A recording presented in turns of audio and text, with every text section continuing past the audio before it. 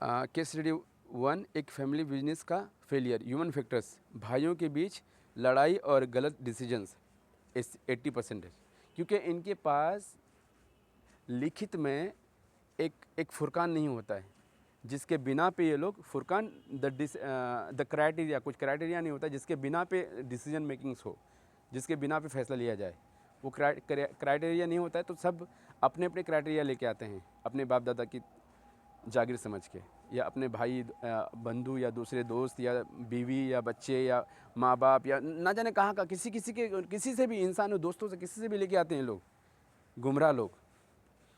तो ये है भाइयों के बीच लड़ाई और गलत decision 80%। Non living factors, machinery breakdown या मार्केट क्रैश 20%। केस स्टडी 2, एक स्टार्टअप का फेल होना, ह्यूमन फैक्टर्स, फाउंडर्स का विजन का ना होना और टेक कॉन्फ्लिक्ट्स 70%, टीम कॉन्फ्लिक्ट्स 70%, है ना। गधों को लेना या मतलब लोकल ही थॉट रखना, उसका जहन डेवलप ही नहीं हुआ है, उसको समझता ही नहीं कुछ।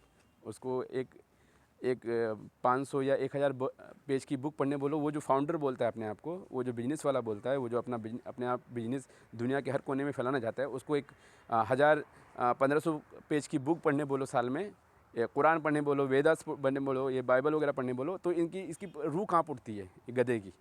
और ये गधा अपने आप को बिजनेसमैन बनाना चाहता है, बड़ा। छोटी किताब पढ़ के, वो 20-15 पेजेस की किताब पढ़ के गधा अपने आप को $1 बिलियन कंपनी का मालिक बनाना चाहता है। ये गधे की नस्ल है। चलिए आगे। Non living factors, market condition या फंडिंग की कमी, बिल्कुल ये हो सकता है।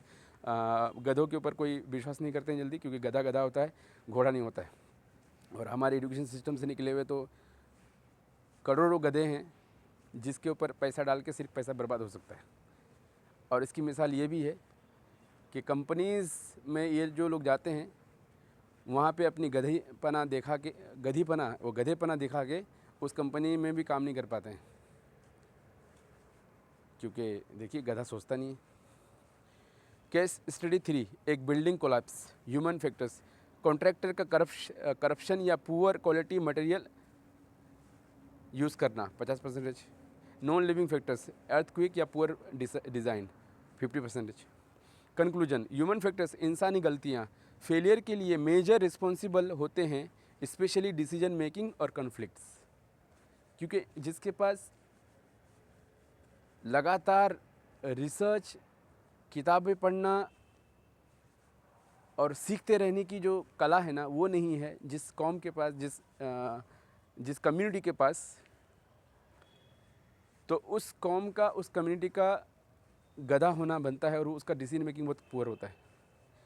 और कॉन्फ्लिक्ट होता है जब उसके पास रिटर्न कोई चीज़ ना हो, क्राइटेरिया के इसके बिना पे हम लोग चलेंगे, या ये चीज़ जो रखी हुई है इसके बिना पे हम लोग फैसला करेंगे, और हमारे फैसले इससे कॉन्फ्लिक्ट नहीं होना चाहिए।